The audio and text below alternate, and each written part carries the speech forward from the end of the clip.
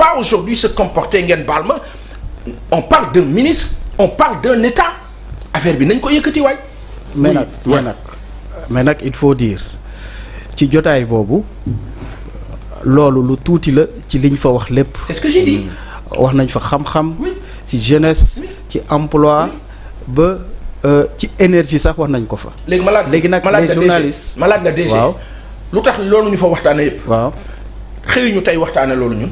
waaw léegi kuy tànn li ñuy waxtaanee. déedéet mooy ñi nga xamante ni dañuy jël benn séquence. waaw génne ko ci mbedd mi. waaw non séquence bi nit ñi génnewuñ ko ay nit a taxaw di xàqataay di reetaan filmer monsieur le ministre wax.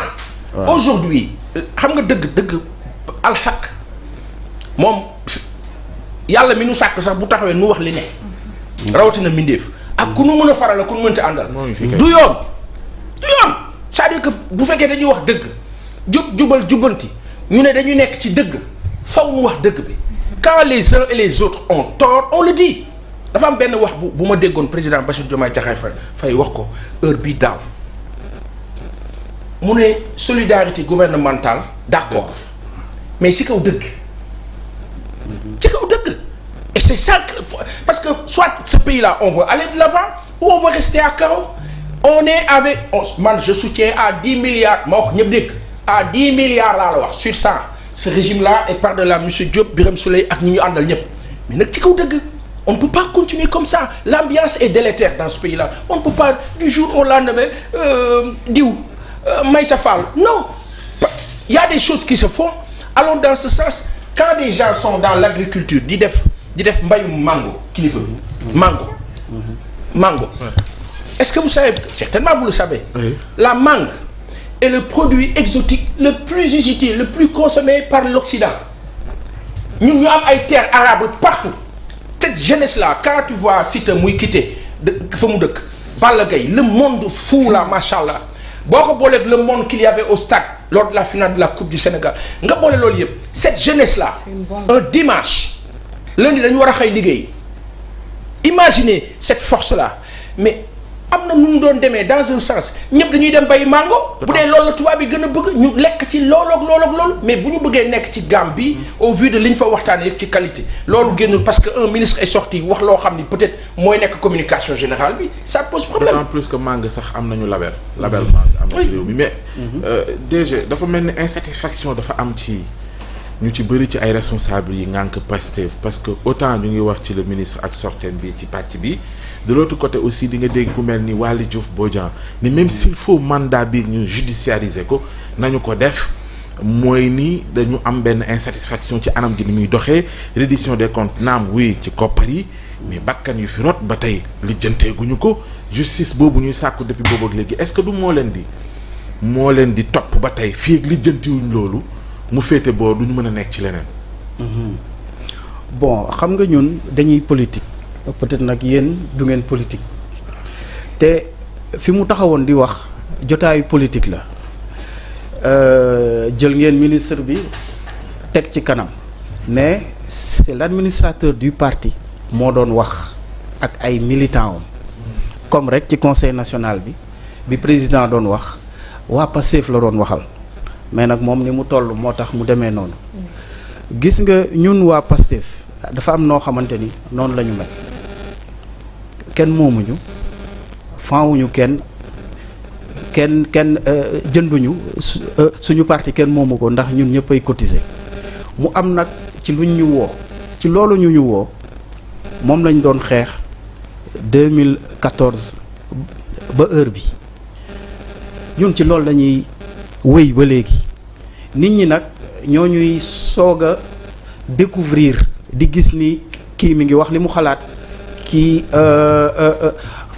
xam nga président mi ngi doon wax ci livre bi masse critique la bëgg mu am ci dëkk bi nga xamante ni lu xew comme ni ko Pa Assane di defee nii nga wax si yow sa xalaat loolu day tax ba kiy diriger moom dina ne peuple bi comprendre na du ma jaar fii laay jaar lii mooy dëgg léegi nag ci biir militants yi daa am ñu ci rax 2024 ba léegi am na ñu dugg ci parti bi dugg ñu sax parce que koo ci laaj carte du la ko génneel circonstance la pour rek bokk ci mouvance bi di génn di wax di saaga di xaste di wootee ni Pastef la bokk ñooñu ñooy yàq suñu liggéey waaye nag boo demee ba la majorité des Sénégalais ñëw ci yow ñëppay ñëw menuisier bi day ñëw plombier bi cadreur bi l'artiste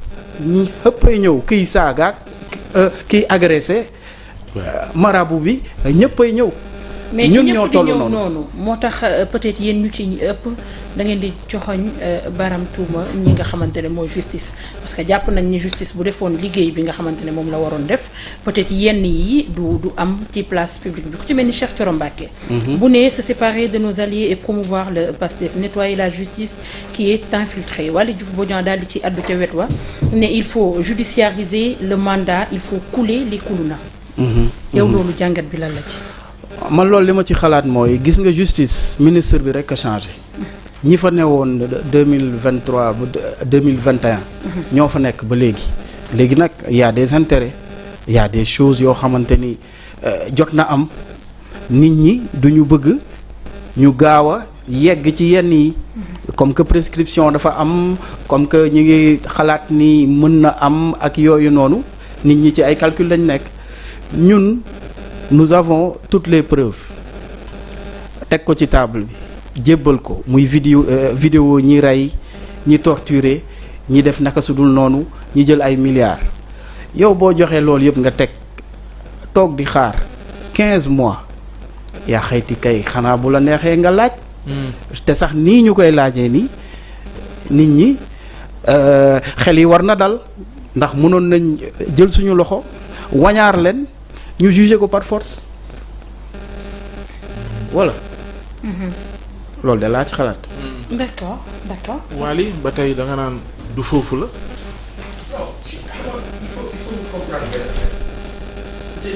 defee rétrospection ou rétrospective dañu naan lan moo waral lii lu nu indi fii. justement il y a eu de l'injustice boo xam ni régime bi fi nekkoon moo ko doon doxal ci kaw un leader politique loolooy dëgg. dem ba frustration bi yokku amatuñu choix xeex bi metti ñu ne léegi comme da ngeen di plan da ngeen di dal suñu kaw naka su dul noonu kon ñun tam dañuy fay loolu jur gàcce gàcce mais loolu jàll na léegi nag li fi ne moo di ne on est en face de quoi d'urgence face à des dossiers judiciaires yoo xam ne dañ cee war a taxaw ñi ñu tooñoon dund ko ñii paralysé ñii tëdd ñii sonn ñii dal ñii ñàkk seen bakkan ñooñu amuñu lu leen neex te yàkkamti nañu waaw léegi yàkkamti bi lan moo ko indi la xaw ma yéex bi lan moo ko indi benn y a benn kàddu bu ma dégg le temps de la justice n'est pas le temps des hommes ànduma ci xam lan mooy dëgg oui. Nous n'avons pas assez de magistrats. C'est ça. 500 et poussière. Pour ñaata nit Sénégal 18 millions. Des gens sont au cachot depuis 5 ans ñuy xaar ñu naan leen seen kii dafa réer. C'est catastrophique. Maintenant ñii nga xam ni dund nañu lu metti diggante 2021 ak 2025. seen situation dañ cee war a taxaw de façon urgente loolu moo di dëgg. maintenant ki ko war a amal état wu Sénégal la par devers le président de la République qui est président du conseil supérieur de la magistrature et par devers son ministre et donc son premier ministre ñett ñooñu la. premier ministre bi génn na wax na dégg nañu à eux de s'organiser c'est eux l'état. oui mais bu ñu demee dañ ko infiltrer nag non c'est eux l'état.